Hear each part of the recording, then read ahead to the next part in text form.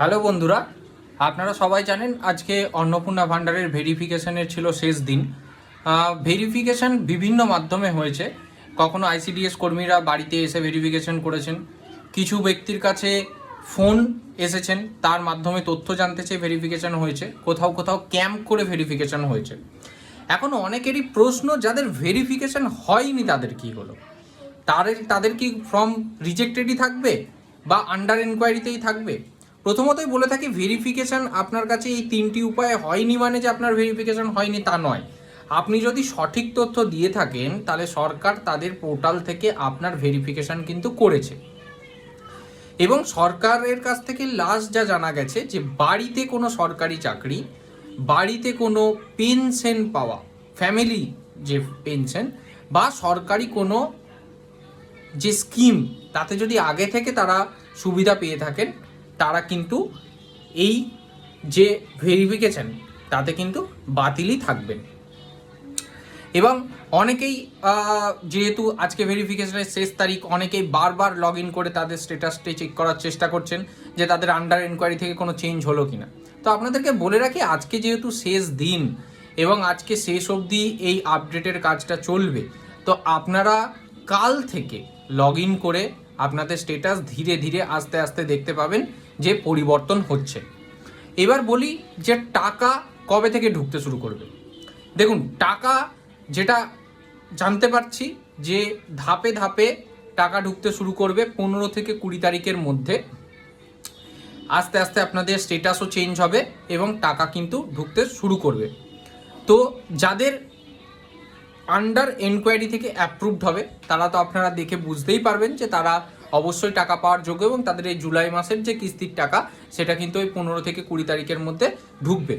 অনেকের হয়তো আপডেট নাও হতে পারে, মানে আপনারটা আন্ডার এনকোয়ারিতেই থাকলো, আপনি একটু আপনার ব্যাংক অ্যাকাউন্টটি দেখতে থাকবেন 15 তারিখের পর থেকে যে তাতে কোনো ক্রেডিট এসছে কিনা, বা আপনি মোবাইল নাম্বারে মেসেজটি চেক করতে থাকবেন, আপনার যে মোবাইল নাম্বারটি দেওয়া রয়েছে রেজিস্টার্ড ব্যাংকের সাথে সেখানে চেক করবেন।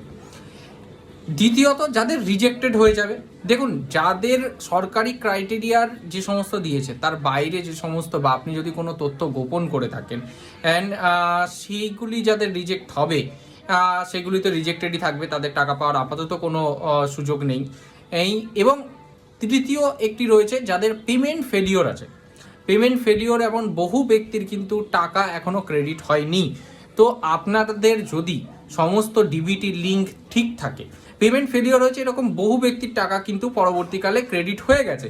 তো যাদের এরকম পেমেন্ট ফেলিওর স্ট্যাটাসটি রয়েছে, পেমেন্ট ফেলিওর মানেই কিন্তু আপনার ফর্মটি অ্যাপ্রুভড হয়ে গেছে, আপনি এলিজেবল, কিন্তু আপনার টাকাটি যে কোনো টেকনিক্যাল কারণে হোক, সেটা ডিবিটি লিঙ্ক হতে পারে, আপনার ব্যাংক অ্যাকাউন্টে কেওয়াইসি আপডেটের বিষয় হতে পারে, তো আপনি ডিবিটি লিঙ্ক এবং কেওয়াইসি ব্যাপারটি অবশ্যই আপনারা দেখে নিন।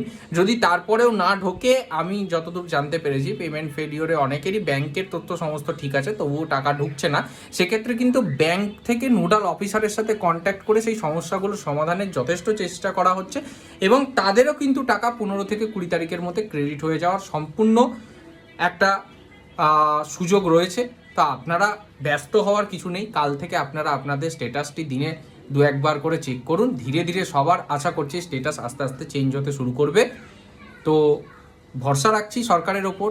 সরকার যেহেতু বলেছেন যে অন্নপূর্ণা ভাণ্ডার নিয়ে আপনাদেরকে এতটা আশ্বস্ত করেছেন, তো একটুখানি সরকারকেও সময় দেওয়া উচিত। আপনারা একটুখানি ধৈর্য ধরুন, এতটাই ব্যস্ত হয়ে পড়বেন না, একটু ধৈর্য ধরুন। নতুন সরকার এসেছে, তাদেরকেও একটু গুছিয়ে নিতে দিন, ঠিক আছে? ধন্যবাদ।